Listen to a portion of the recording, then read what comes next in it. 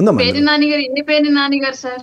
అమ్మా ఇది మరీ అవునండి. అమ్మా నేను ఐ రెస్పెక్ట్ యూ ఆల్వేస్. నేను మీతో అనవసరంగా నేను ఇంటి పేరుతోటి ఒంటి పేరుతోటి ఒకే మనిషి కాదు ఉంటాడని కరెక్టే స్టేట్ కరెక్టే మొత్తం అరుణ గారు మీరు రాష్ట్రాలు. చెప్పింది కరెక్టే. ఏముంది పేరు నాని ఉండొచ్చు అంటే సార్, పూర్తి పేరు ఉంటుంది కదా. పేరు కాదు కదా, ఎఫ్ఐఆర్ లో పెడితే పేరు సార్. నాని అని పెట్టరు అరుణ, అలా అయితే పెట్టరు.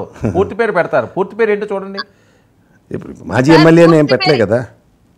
నాని పేరు పూర్తి పేరు అది కాదు సార్. అదే అందుకని అంటున్నాను నేను. పూర్తి పేరు పేరు నాని అంటే ఆయన కాకపోవచ్చు కదా, పూర్తి పేరుతో పెడతారు కదా. ఆయన కృష్ణమూర్తి ఏదో పేరు ఉంది ఆయన. కంప్లీట్ గా ఆధార్ లో వచ్చి పేర్లు రాస్తారు. ఈ పేరు నాని ఎవరో నిజంగానే వేరే మా person అయి ఉంటాడు. దానికి నేను కూడా లా చదువుకున్నాను. నేను నా కేసు విషయం వాడు చెప్తానమ్మా.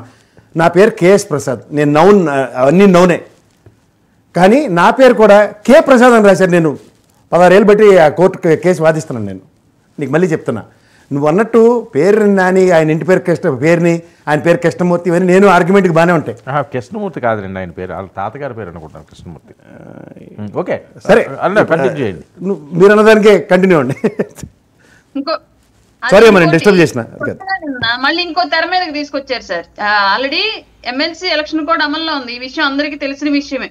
గతంలో జగన్మోహన్ రెడ్డి గారు కోవిడ్ అయిపోయిన తర్వాత కూడా అదే సెక్షన్ కంటిన్యూ చేస్తూ దాదాపు 4 ఏళ్ల పాటు కంటిన్యూ చేయించి మమ్మల్ని ఎవరిని కూడా ధర్నాలు గట్రా ఏమీ చేయనీయకుండా, ఉద్యమాలు గట్రా ఏమీ చేయనీయకుండా ఆ చట్టాన్ని తన చేతిలోకి తీసుకుని ఇష్టారీతిగా ప్రవర్తించిన విషయం మీ అందరికీ తెలుసు. కానీ నిన్న ఏం జరిగింది, ఎమ్మెల్సీ ఎలక్షన్ కోడ్ ఉంది ఆల్రెడీ. ఆయనకి తెలుసు ఆ విషయం. గత ముఖ్యమంత్రిగా చేశాడు, ఎలాంటి రూల్స్ ఉంటాయో ఆయనకి తెలుసు.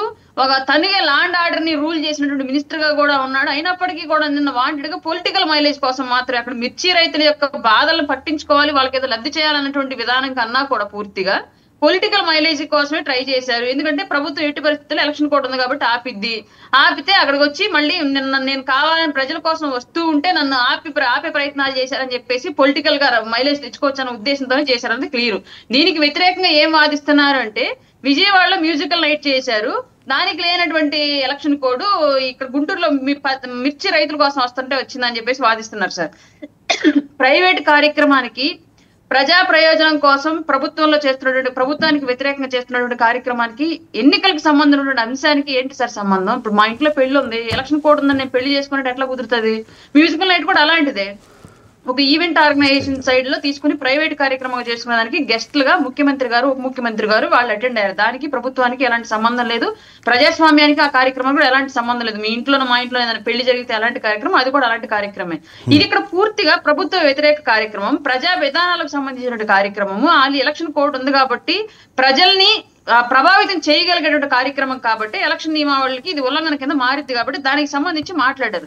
రెండింటికి ఏదో అంటారు కదా, బోడుగుండుకి మోకాలకి ముడేస్తారు అన్నట్లుగా అట్లా ముడేసి మాట్లాడుతూ ఉంటే ప్రజలు ఎవరు పిచ్చోళ్ళు ఉన్నారని చెప్పేసి వీటన్నింటిని ఇంకా నమ్ముతారని చెప్పేసి పాత డ్రామాల్ని ప్లే చేసేటువంటి విధంగా వైసీపీ ఇప్పటికి కూడా ప్రవర్తిస్తుందో మాకు అర్థం కావట్లేదు. ఓకే, సజ్జల గారి కూడా ఉచ్చు బిగిసింది. సజ్జల గారు బంధువులకి ఏవో ఎక్సైజ్ నోటీసులు ఇచ్చారట. ఎక్సైజ్ శాఖలో సజ్జల గారు కొంత సహకరిస్తున్నారంటూ కూడా వస్తున్న ఆరోపణలు. వశిష్ట బిజినెస్ సొల్యూషన్ ప్రైవేట్ లిమిటెడ్కు నోటీసులు ఇవ్వడం, ఇది సజ్జల గారికి సంబంధించింది అని.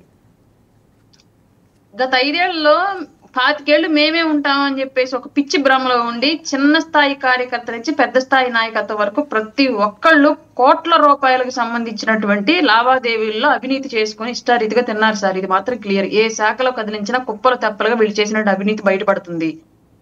ఒక్కొక్కటి దాని టైం వచ్చినప్పుడు సాక్ష్యాలు ఆధారాలు క్లియర్ గా ఎంక్వైరీ చేసిన తర్వాత ఆ విషయాన్ని బయట పెట్టి ఆ వ్యక్తులను అరెస్టులు చేయడం జరుగుతుంది, నోటీసులు ఇవ్వడం జరుగుతుంది. అందులో భాగంగానే సజ్జల రామకృష్ణారెడ్డి గారికి సంబంధించినటువంటి వ్యక్తులకు కూడా నోటీసులు ఇష్యూ చేయడం జరిగింది. రానున్న రోజుల్లో సజ్జల రామకృష్ణారెడ్డి గారికి కూడా ఇంటర్లింక్డ్ గా ఉంది ఆల్రెడీ. ఆ డీటెయిల్స్ కూడా పూర్తిగా ప్రభుత్వం చేతికి వచ్చాక, పోలీసుల చేతికి వచ్చాక ఆయనకు కూడా సర్వ్ చేస్తారని చెప్పేసి మాకు ఉన్నటువంటి సమాచారం. ఓకే, విజయ్ వినిపిస్తుందా? వినిపిస్తుందండి. ఎందుకు అన్యాయంగా అక్రమంగా కక్ష సాధింపు చర్యలతో అమాయకుల మీద కేసులు పెట్టి వాళ్ళని ఇబ్బంది పెడుతున్నారట, బెయిల్ కూడా రానియకుండా చేస్తున్నారట. ఇప్పుడు కొత్తగా జగన్మోహన్ రెడ్డి గారి మీద పెట్టారట, కొడాల నాని గారి మీద పెట్టారట, లేళ్ళ అప్పారెడ్డి ఎవరెవరో పేరు మీద పెట్టారట. ఆ మిర్చి రైతులకు అన్యాయం జరిగిపోయి వాళ్ళు కన్నీటి వ్యధలు కాపాడడానికి, వాళ్ళకి నేనున్నానన్న భరోసా ఇవ్వడానికి మాజీ సీఎం గారు వెళ్తే ఇంత దారుణంగా, ఇంత అన్యాయంగా మీరు అధికారంలో ఉన్నారని చెప్పి ఇబ్బందులు పెడతారా అన్నది వాళ్ళ ప్రశ్న. గుడ్ ఈవినింగ్ వరుణ్ గారు, ప్యానల్ ఉన్న సభ్యులకి, 99 టీవీ చూస్తున్న ప్రేక్షకులందరూ కూడా నమస్కారం. అయితే ఇప్పుడు మేము కక్ష సాధింపు చేస్తా ఉన్నామని చెప్పి ఆరోపణలు చేస్తా ఉన్నారు మా మీద. మరి జగన్మోహన్ రెడ్డి గారు ప్రజల మీద అంత అపారమైనటువంటి ప్రేమ ఎందుకు కలిగిందో సడన్ గా? గతంలో